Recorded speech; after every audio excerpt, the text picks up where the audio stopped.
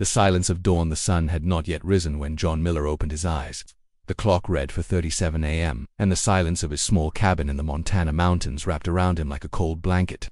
Outside, the wind whistled through the pines, and the last embers in the fireplace gave a faint crackle before going out. It had been 3 years since he left the army, but his body still woke up as if responding to an invisible whistle, ready for a day that would never come.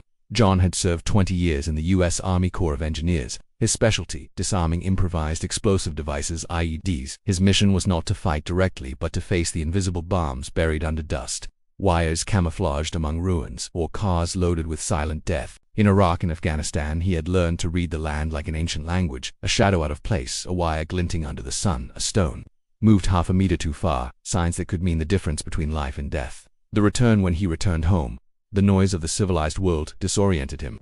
The streets of Billings, Montana were full of cars, laughter, and music that everyone seemed to enjoy except him. His wife Ellen greeted him with tears and a long hug, but distance settled between them like a silent shadow. John was no longer the man who had left. He laughed little, slept less, and avoided closed spaces. Crowds made him anxious. The lights at the supermarket blinded him, and the fireworks on the 4th of July sent him diving to the ground, heart pounding, before he remembered where he was. He tried working in construction, but didn't last long. The loud machinery and sudden movements unsettled him. Then he took a job maintaining rural roads, a lonelier task where he could lose himself in the landscape without having to speak to anyone. Even so, the weight of silence grew unbearable at night.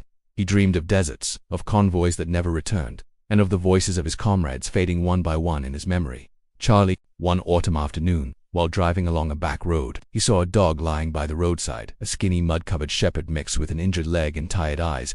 John stopped the truck without thinking twice. He got out, knelt down, and extended his hand. The dog didn't run. He simply looked at him with a calm, resigned stare, as if he understood they both came from the same kind of war. "Come on, buddy," John murmured.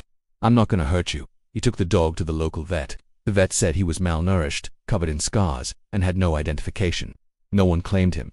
So John took him home and gave him a name, Charlie, in honor of Charlie Donovan, a comrade who had died in Kandahar while trying to disarm a bomb that went off too soon. For weeks, the dog barely ate. He slept curled up by the fireplace, always alert to noises just like his new owner. Slowly, both began to heal without realizing it. The Veterans Workshop. Ellen convinced him to attend a support group in town, the Helena Community Veteran Center. John resisted at first. He didn't want to talk, he didn't want to remember. But one day, Charlie ran off after a passing car, and while searching for him, John ended up in front of the center. He went inside only to ask if anyone had seen a big brown dog. No one had, but the coordinator, an older man named Frank DeLuca, a Vietnam veteran, invited him to stay for the meeting. Frank spoke bluntly. "Listen, son, we already fought our wars, but now we've got to fight the hardest one, the one to live again." John stayed. He listened to stories from men and women who had gone through the same things: fear, guilt, loneliness. Not everyone survived, but those who did owed it to the quiet bond that formed among them. A week later, John came back, this time with Charlie, who quickly became the group's unofficial therapy dog.